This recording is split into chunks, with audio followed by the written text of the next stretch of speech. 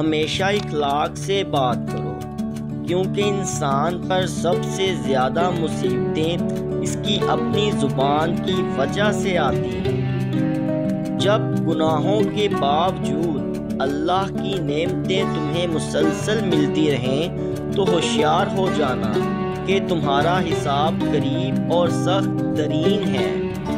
جو ظلم کے ذریعے عزت چاہتا ہے، اللہ اسے انصاف کے ذریعے ذلیل کرتا ہے۔ آج کا انسان دولت کو خوش نصیبی سمجھتا ہے اور یہی اس کی بد نصیبی کا ثبوت ہے۔ جب تم امیدیں باندھتے دور جا پہنچو تو موت کی ناگہانی آمد کو یاد کرو۔ کسی کے ایمان کا اندازہ اس کے وعدوں سے لگاؤ۔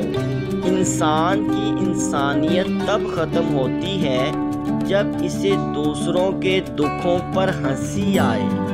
3 کام عزت بڑھانے کا سبب ہوتے ہیں: سلام کرنا، مجلس میں کسی کو جگہ دینا اور لوگوں کو ان کے اصل نام سے پکارنا۔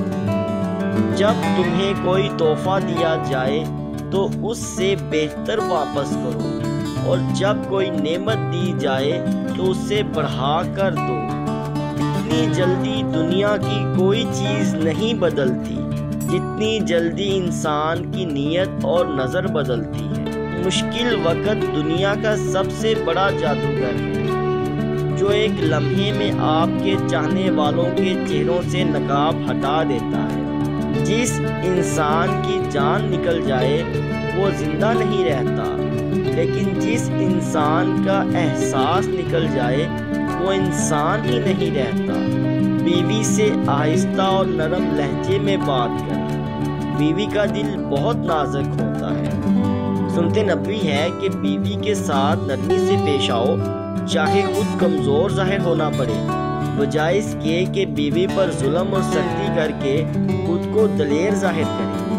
ابھی موقع ہے، چونکہ اعمال نامے کھلے ہوئے ہیں، قلم چل رہے ہیں، بدن تندرست اور توانا ہے، زبان آزاد ہے، توبہ سنی جا سکتی ہے اور اعمال قبول کیے جا سکتے ہیں۔ خاموشی ایک عظیم نعمت ہے، خاص طور پر اس وقت جب اختلافات زیادہ ہوں، آوازیں بلند ہوں، علم کی کمی ہو اور دلیل کی کوئی اوقات نہ ہو۔ یہ زندگی 2 دن کی ہے، ایک دن تمہارے حق میں اور دوسرے دن تمہارے مخالف۔ جس دن تمہارے حق میں ہو اس دن غرور مت کرنا، اور جس دن تمہارے مخالف ہو اس دن صبر کرنا۔